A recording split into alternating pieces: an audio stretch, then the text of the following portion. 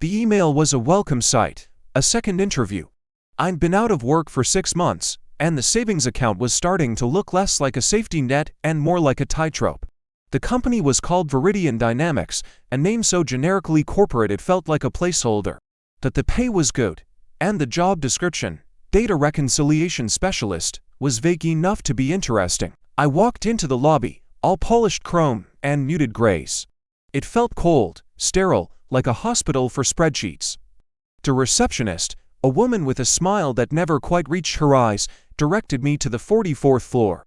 The elevator ride was silent, just the hum of the machinery and my own anxious breathing. The interview room was just a table and 2 chairs, overlooking the sprawling city below. A man in an impeccably tailored suit sat waiting for me. He introduced himself as Mr. Abernathy. He didn't offer to shake my hand. "Daniel, thank you for coming in," he said, his voice smooth as silk. "Let's begin." He opened a thin folder on the table. It was my resume. "You list attention to detail as a key skill. Let's test that." He pointed to my resume. "Your previous role at Synergy Corp, you left in May of last year. However, your exit paperwork was filed on June 2nd, a minor discrepancy." "Why?" I blinked. I'm not sure. I gave my 2 weeks' notice.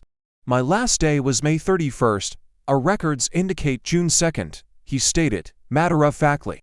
"It matters, Daniel. At Viridian, every piece of data must align perfectly. This is a loose thread." I felt a bead of sweat trickle down my temple. How could he possibly have my exit paperwork? That was internal HR documentation. "It must be a clerical error on their end," I stammered. He just stared at me, his gaze unwavering. "Let's move on. Your university records. A Bachelor of Science in Economics, you received a B- in Macroeconomics 301, Professor Albright. He noted you were frequently late to his 8 a.m. lectures." My heart started to pound. This was insane. How did he know that? "It was a long time ago," I said, trying to keep my voice steady. "I wasn't a morning person in college." "Are you a morning person now, Daniel?" he asked, leaning forward slightly. "Punctuality is a form of data. It shows respect for a system. Your tardiness suggests a slight deviation from expected parameters. This wasn't an interview. It was an interrogation." "I am punctual," I insisted, my voice tighter than I wanted. Mr. Abernathy smiled, a thin, humorless curl of his lips. He slid a photograph across the table. It was a picture of my car, my beat-up, decade-old sedan, parked in my apartment complex's garage. The photo was time-stamped, 7:48 a.m., that very morning. "You left for this interview at 7:48 a.m., he said. "The journey, with average traffic, takes approximately 35 minutes. You arrived at 8:29 a.m., 6 minutes late for your scheduled arrival in the lobby." Another data point. My mouth went dry. They had been watching me. "There was traffic," I mumbled, feeling a rising sense of panic. This was wrong. "This was deeply, fundamentally wrong, of course," he said, as if consoling a child. "External variables, we account for those. But let's look at more personal data. More ... controllable data." He slid another photo across the table. My stomach lurched. It was a picture of me and my ex-girlfriend, Sarah. We were laughing, on a beach, years ago. "Sarah Jenkins," Mr. Abernathy said softly. "The relationship lasted 2 years, 7 months, and 14 days. It ended ... poorly. You told her you needed space, that you felt suffocated. That was the reason you gave her." I couldn't speak. I just stared at the picture, the happy memory now feeling like an accusation. "That the data suggests a different narrative," he continued, his voice a low, hypnotic hum. 3 weeks before the breakup, you reconnected with an old university acquaintance online, Amelia Vance. Your digital correspondence with Ms. Vance increased by 400% in the week leading up to your separation from Ms. Jenkins. The suffocation you felt. Was it genuine, or was it a convenient excuse to pursue a new variable? "What is this?" I finally choked out, pushing the photo away. "This has nothing to do with the job. This is my life." "Everything has to do with the job, Daniel," Abernathy replied, his tone hardening. "We are data reconcilers. We find discrepancies. We find the truth behind the numbers, the real reasons behind the stated ones. We need to know our employees are ... clean data sets, no hidden variables."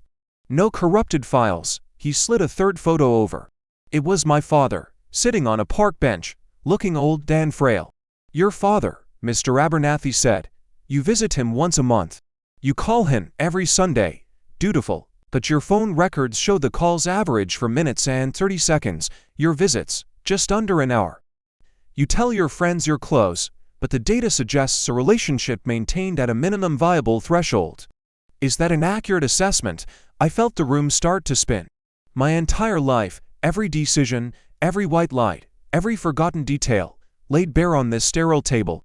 My professional history, my love life, my family. It was all just data to him. Data points he was using to build a profile of me that felt both intimately true and monstrously distorted. I think I should leave, I said, my chair scraping against the floor as I stood up. Mr. Abernathy didn't move. He simply looked at me with those cold, analytical eyes. The interview isn't over, Daniel. We haven't even discussed the grocery store incident from last Tuesday. The self-checkout machine. You scanned the organic avocados, but you keyed in the code for the regular ones. A saving of $1.12, a deliberate falsification of data. Why? I stared at him, my mind reeling. The avocados. It was such a small, insignificant thing. I barely even remembered doing it, but they knew everything. He finally stood up, smoothing down his perfect suit.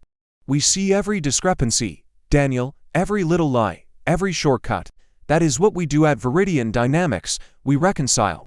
We make things align. He walked towards the door and held it open. We appreciate you coming in. We have all the data we need. We'll be in touch.